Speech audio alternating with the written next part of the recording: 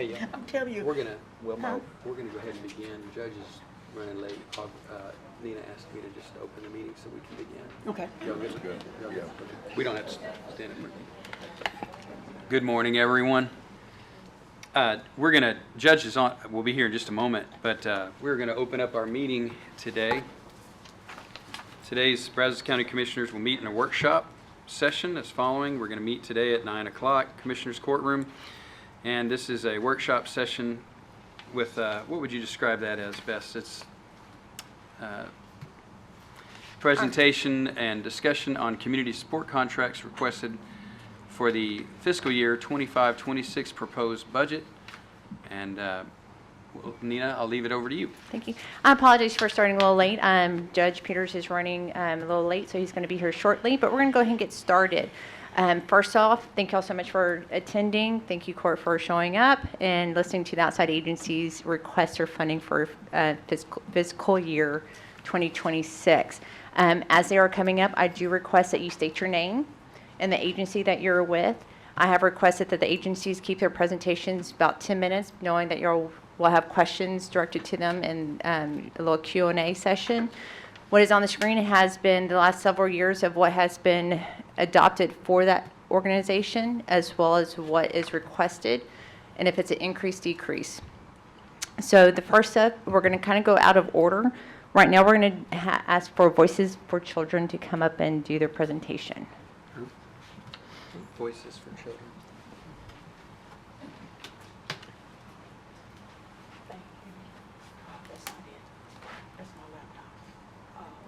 Good morning. Thank you.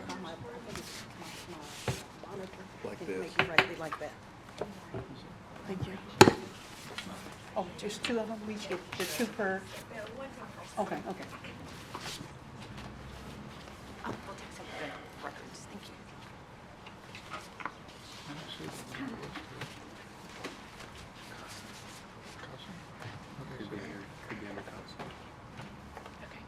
Good morning. Good morning. My name is Amy Faulkner, and I'm the Executive Director with Voices for Children. And so I want to thank you for the opportunity to be here today to present our funding request for the continued support of our mission. Voices for Children is the local court-appointed special advocates program serving Brazos County, and our mission is to improve the lives of children in foster care through powerful volunteer advocacy until each is placed in a safe and permanent home. Today, I am here to respectfully request your approval of our funding request in the amount of $60,000. This funding is essential to support the work of our CASA volunteers who are critical to the mission of our organization. Our team includes 13 paid staff who tirelessly work to recruit, train, and support each of our volunteers. Last year, in fiscal year 2024, Voices for Children had 105 CASA volunteers serving in the 5 counties where we serve. 80 of those were served just in Brazos County on Brazos County cases. Last year, we served 249 children, with 173 of those from Brazos County. This year, while we still have 3 months left in our fiscal year, we've already served 185 kids from Brazos County. That's an 8% increase. But again, we still have 3 months left in our fiscal year to continue serving. Our volunteers are the heart and soul of the work that we do. They volunteer their time and their resources. Last year, they donated over 7,500 miles serving children in the Brazos Valley, and 4,800 of those volunteer hours were directly serving children and families from Brazos County. And they traveled more than 80,000 miles throughout the state of Texas. 45,000 miles were dedicated to children from Brazos County. And that doesn't include 3 trips that our volunteers made to visit youth who are from Brazos County who are placed outside of the state of Texas. So sadly, we know that abuse and neglect, it's not a distant issue. It's something that happens here in Brazos County.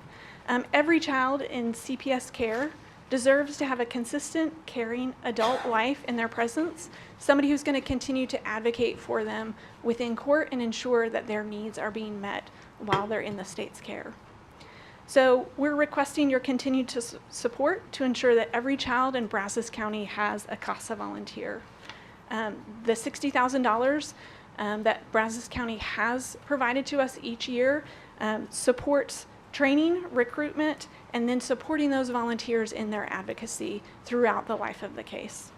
So again, thank you for your time, for your leadership, and your commitment to the children in our community. I'm happy to answer any questions that you might have. Where does the rest of your income come from?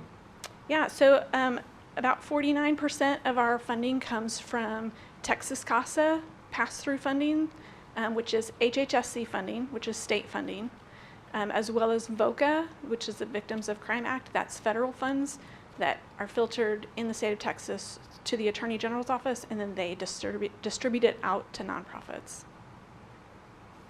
Then the other portion comes from fundraisers that we do. It's all community generated, so our donors, our businesses that support us, and individuals who support the work that we do. Do you receive any money from either Bryan or College Station? No, sir. You don't? So No. we're the only one? Correct. Brazos County, Grimes County, and Leon County. We serve 5 counties. So Grimes County is committed to supporting us. Leon County has committed to supporting us.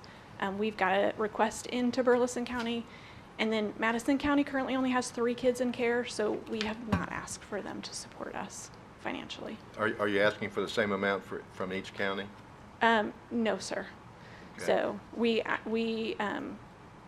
ask for $6,500 from Grimes County and $3,000 from Leon County. Okay, thank you. Yeah. Thank you. Thank you, Amy. Yeah. Any other questions? All right. Good? Okay. Thank you. again. The next will be Dispute Resolution Center.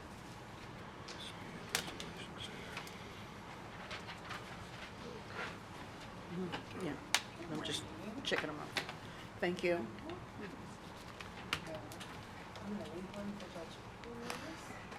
Thank you.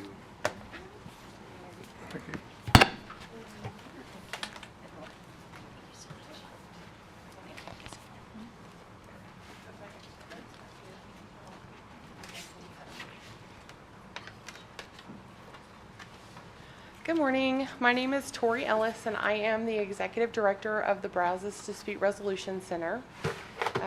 I want to thank you for letting us be here this morning. I have passed out a packet. I'm not going to go over everything in my packet, but I do, on the left-hand side, it has a lot of information for you about what mediation is and what we do at the center. A lot of people, and I hate that I had to follow the We're Helping the Children presentation, because we're here to help resolve conflicts in Brazos County. And a lot of that involves a lot of court-ordered cases. We do mediations, and we do arbitrations, and we do facilitations at our center. Our biggest focus here is on mediation. Within Brazos County, every family case has to go to mediation. It's court-ordered in the standing orders before they can actually proceed to their first hearing in the court case. That's done so that we can try and get any of the cases that can reach a resolution off the court's dockets. I'm sure you're all aware we just added a 4th district court in Brazos County. Right now, if you have a contested divorce, you're looking at about 2 years from the start of that case to the end of that case. And I'm going to be honest, I wouldn't want to be married to somebody for 2 years that I don't want to be married to. So we come in, we have a staff. We used to have 4 people. We just had our director of education leave and move to be closer to her grandchildren. So we have 3 paid staff that works at the center. I'm part-time as the executive director. I work about 20 hours a week. I do get a salary for that. We have a case manager and we have a director of administration. They're both full-time at the center. We do anywhere between 300 to 350 cases a year.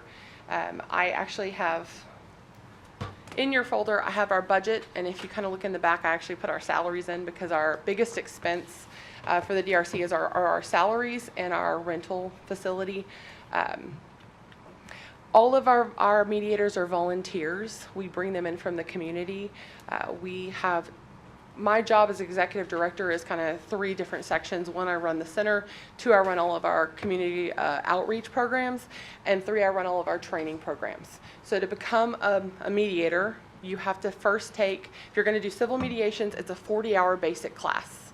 If you're going to continue on and do family mediations, which are the divorces, the child custody, which make up about 70% of our business, you have to take an additional 32 hours. If you want to continue past that and either go into elder mediation or CPS, which we both do those at the center, that's another 16 hours. So in order to become a volunteer mediator, you have a lot of training that you have to complete on the front end. And then even once you're finished with the training, you have to do a lot of co-mediations to really learn how to do the process. We offer that training free to our volunteers. So that we can get them in, trained. We teach them how to do it. We also have a lot of attorneys that will volunteer their time at the center. But anyways, that's my little packet. We do a lot of community outreach. Everything that we do is confidential. So it's very hard to talk. We can't talk about our cases. We can't talk about the people that come in. So we try to go to community events and we talk about what mediation is and how we can help you resolve conflict.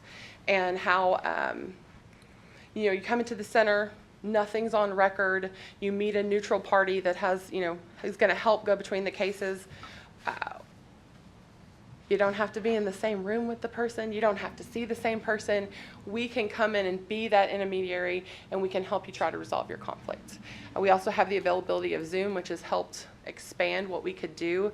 Before COVID, we were 100%. You had to come into the center. It's made it very hard.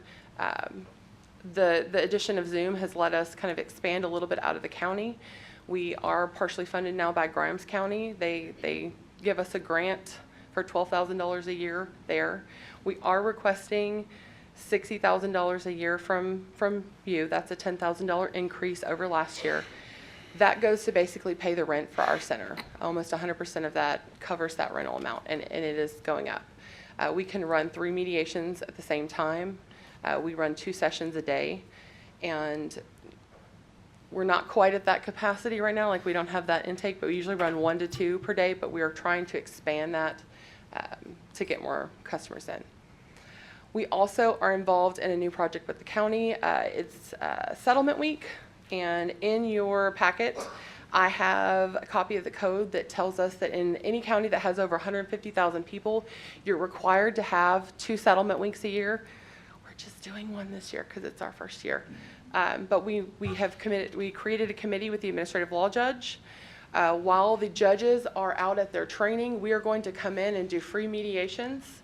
And the great thing about Settlement Week is during that week, any attorney who's certified and in good standing to practice law can come in and be a mediator without that basic mediation class. And we can try to get as many cases resolved that week as we can. So the DRC is the facilitator for that. We set up all the paperwork, all the agreements to mediate, all the packets. The local bar association supplies the attorneys to do that, and that's our big project for this year to try and move that through. So that'll take about a week of our time. Next year, we're going to move to the 2-week system, and we're going to do the 2 weeks that the judges are gone. That way there aren't other court hearings. I wish you could mediate our high property valuations. Amen. We can mediate anything, so let's talk. Do either of the 2 cities give you any money? They do not, no. We used to get a grant from Bryan, but they stopped that about 7 years ago. They no longer offer that. We also do specialized training. So if anybody in the county wants to want high conflict resolution training, we're your people. Gotcha. I don't have any questions. Got No any questions? Thank you. No. All right. Thank you very much, guys. Thanks, Tori. The next step, we're going to have MHMR present their request as well next. Good morning, commissioners, staff. Appreciate the invite over to talk about our program. First, I want to thank you all for your current support. We've had a really good relationship with the Brazos County and especially the Brazos County Sheriff's Department. We are the, I guess I didn't say my name, Bill Kelly, Executive Director at MHMR Authority, Brazos Valley.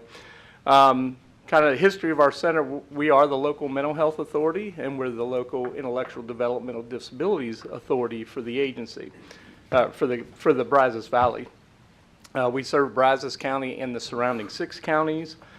We've been in operations just a little over 50 years now. We started on March 1st, 1974. And who we serve are adult and children with severe and persistent mental illness, and we also serve those with intellectual disabilities. When we talk about severe and persistent mental illness, we're talking about bipolar, major depression, and schizophrenia. Our funding is varied, lots of different sources from state, local, and Medicaid. Our state makes up about 55%, so when they do legislation like they are now that sets part of our budget, so about 55% of our funding comes from the state. Medicaid, so the service we are able to bill, and if the individuals have Medicaid, like I said, that makes up about 35%. And then we have another 10% of our budget, which is what we call local, but it'll be grants, counties, contributions, donations, and those local dollars are really important. And this is part of the local dollars. We have to have an 8% match to bring down the funding, so it's a little over $600,000. It's not that we have to send that money, we just have to prove we have the local support. We are one of 39 centers in the state of Texas that cover all 254 counties. As of March 22nd, or March 2022, we became a certified community behavioral health clinic. And really what that meant is not only do we deal with mental health services to, severe and persistent mental health, but we also offer substance abuse disorder services. And then also we coordinate with the likes of like Health for All and with the local FQHC to provide physical health care. And we are currently in recertification, so it's every 3 years we have to do that. Things we have done over the years, we did become CCBHC certified. We have brand new clinical information systems the last few years because of the accountability and being able to use that data to prove back to the state what we do. We've added a forensic caseworker in the Brazos County Jail, and we also provide some psychiatrist services at the jail. So with all those benefits, we are asking for funding at a level of $95,000, the original request. So over the years, we've received $80,000, and so on the psychiatric services that we do provide to jail, which is about 2 hours a week, I believe was the average on that, we're asking for an increase of that piece. So the funding handles a couple things. It's the influx of consumers from crisis redesign, which was back in the 80 and 81st legislation. The psychiatric services to the Brazos County Jail, and that's the piece that we, it used to be, I think, $10,000, and we're asking $15,000 more on that. Offset higher expenses of the forensic caseworker that is sitting in the jail. That's their office is over there. And then the other piece is for local match for the administration and authority. So that was that first part. The second part that was also included in the application was facilitating all mental health services within the Brazos County Jail. And so in the budget, that budget, to be able to hire the psychiatric nurse practitioner, licensed professional counselor, some caseworkers, supervision, and what have you, would run, and within admin, would run about $408,708 in addition to the $95,000. However, if that $95,000 was approved, which has that psychiatric piece in it, then we'd be able to back off the $25,000 from the $408,000. So it would be the $95,000 request, and then if the county is interested in us doing this program in the county jail, it would be an additional $383,708. So our request today is an increase of $398,000 to handle that program, and then the additional $15,000 for the psychiatric. So we'd be able to continue doing what we do and also facilitate all mental health services within the county jail. So with that, I will entertain any questions. We also have the sheriff here if you would like to speak on that portion if you have questions as well as the Julie from the health clinic. Oh, and the doctor as well. Can't remember his name. Y'all have any questions? Okay. Thank you, Bill. Thank you, Thanks. Bill.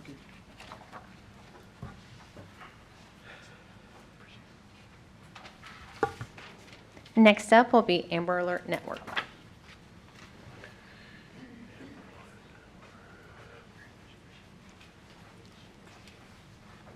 I know we're not taking a vote today, but just full transparency, I serve on the board at the Amber Alert Network of the Greater Brazos So we need Valley. so we need to be against this, is that what you're saying? If I reply, I'll be speaking for something.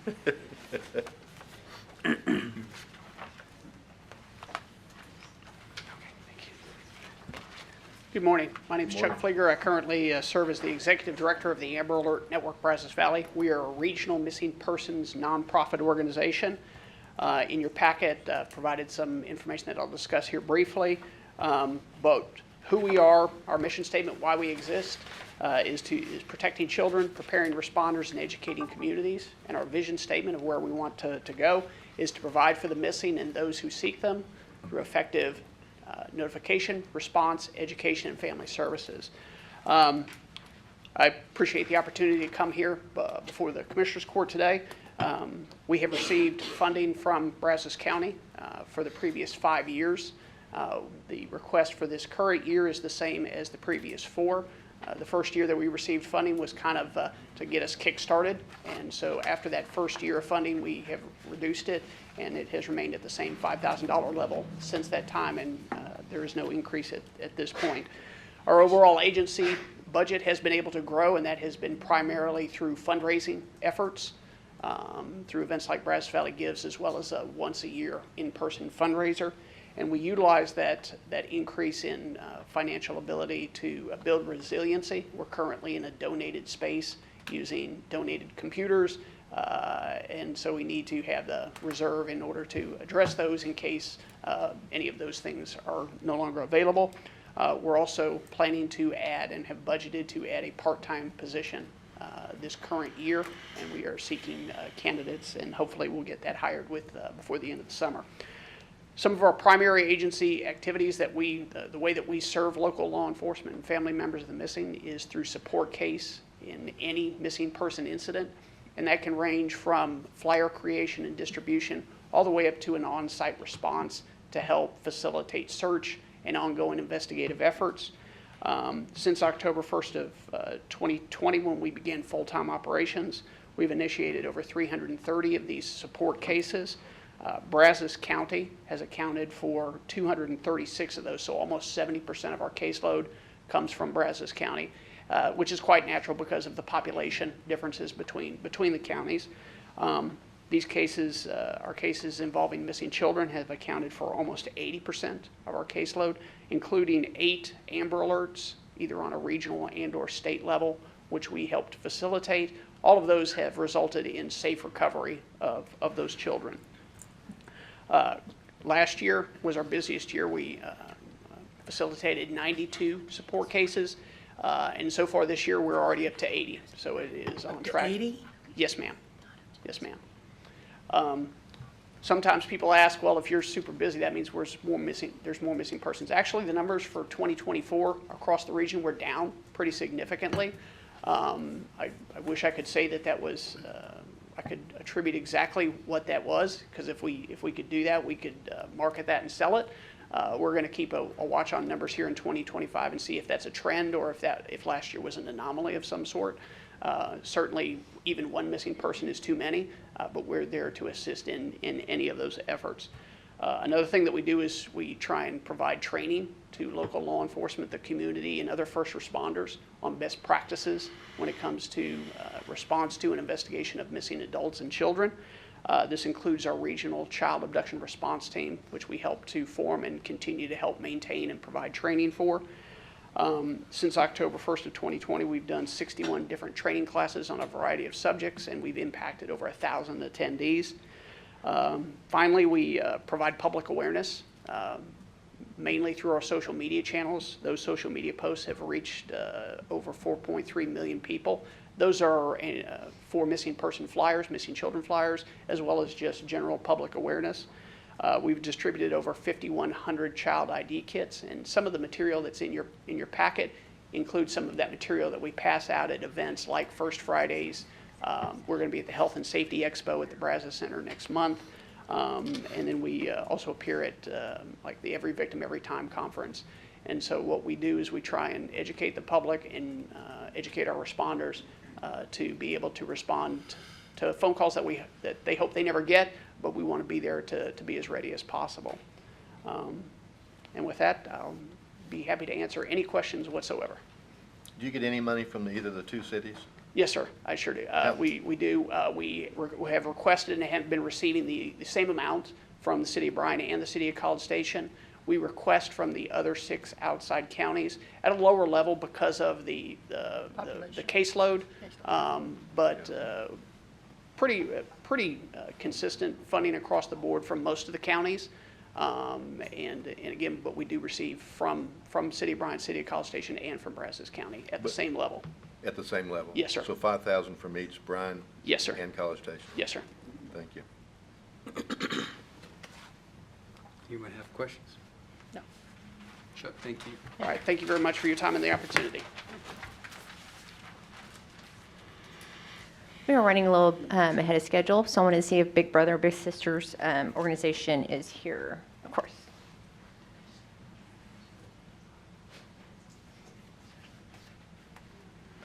They're scheduled to be here at 10, so would you like to take a little break for a little bit and come back at 10? Sure. Is anybody else here that could go ahead and speak? Is there other organizations? No. Because he already went, she went, so no. Shingalinga. I mean, we're moving ahead. I figured, No, that's okay. I figured there'd be a lot more questions, asked, and so that's why I kind of spread 4 per hour. And so if you all like to say come back at 9:45, maybe we'll have some more. So Commissioner Condra, can you recess 9:45. and then reconvene at 9:45? Sure. All right, Thank you. we'll do that. Reconvene at 9:45. Thanks. Bless you.